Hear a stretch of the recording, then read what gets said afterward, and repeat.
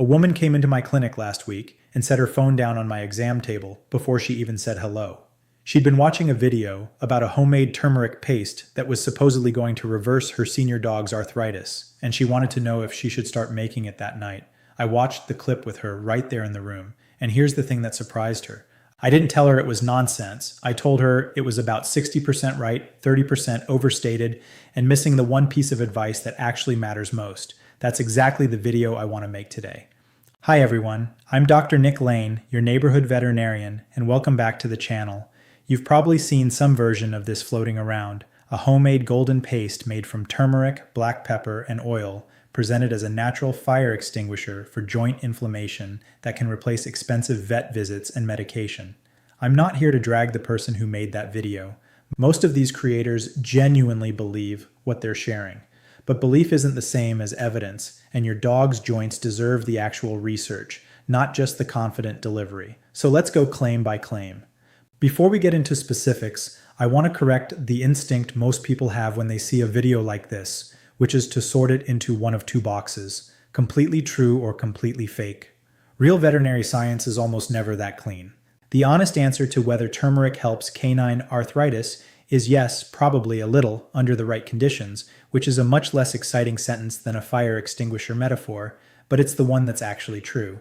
Let's start with what the viral version gets right. Curcumin, the active compound in turmeric, has real published research behind it. Several small veterinary studies, including work published in Veterinary Immunology and Immunopathology and the Journal of Veterinary Pharmacology and Therapeutics, have shown that curcumin supplementation in dogs with osteoarthritis can reduce inflammatory markers and improve comfort scores.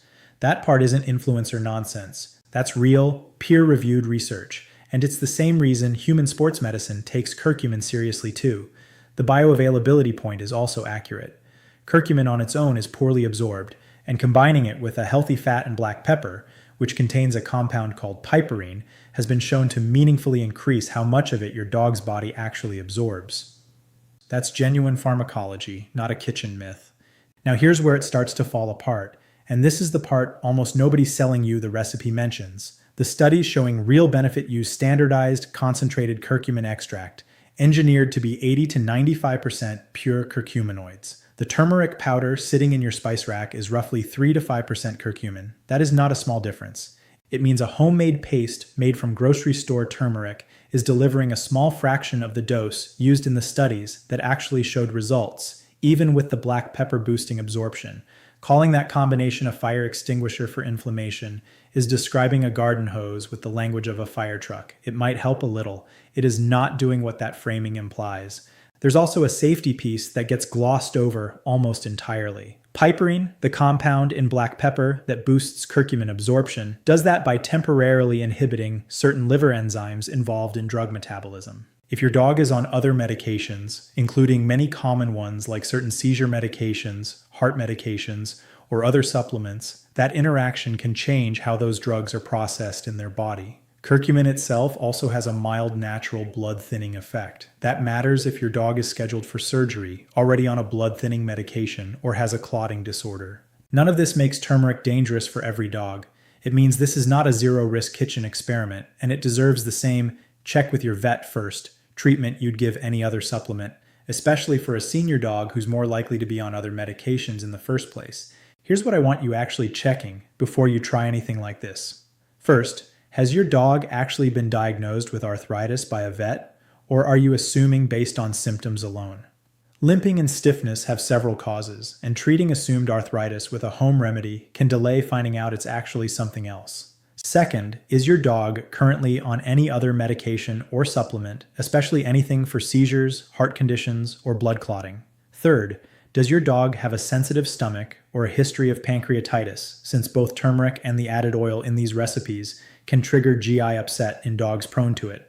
And fourth, is a procedure or surgery coming up, since that's exactly the scenario where an unexpected mild blood thinning effect matters most.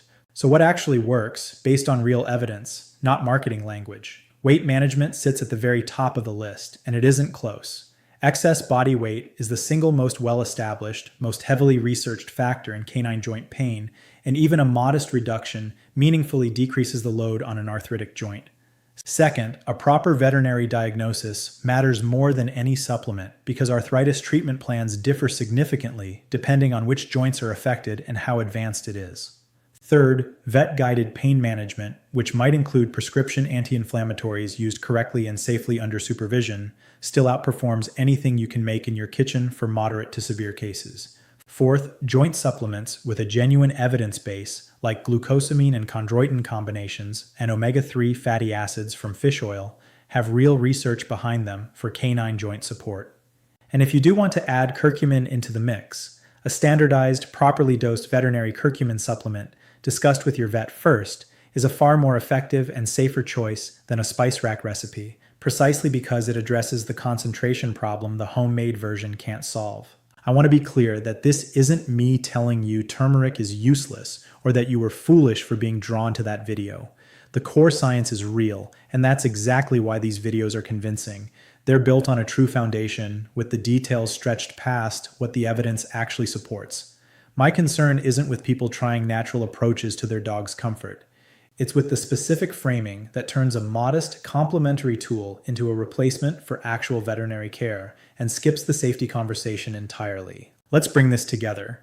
Curcumin has real, published research behind it for canine joint inflammation, and the fat and black pepper combination genuinely does improve absorption. That part is accurate science. But kitchen turmeric is far less concentrated than the curcumin extract used in actual studies, meaning a homemade golden paste is a much weaker tool than the viral framing suggests. Black pepper's piperine can affect how your dog metabolizes other medications, and curcumin has a mild blood-thinning effect worth knowing about before surgery or if your dog is on other drugs. And none of it should replace an actual vet diagnosis, weight management, and evidence-based treatment, which remain the real foundation of managing canine arthritis. If this video helped you look at viral pet health trends a little differently, hit that like button so it reaches more owners before they try something without the full picture. Subscribe so you don't miss the next one. And tell me in the comments, have you seen this golden paste trend before and did you try it? I read every single comment. Talk to your vet before adding anything new to your dog's routine and always trust your instincts.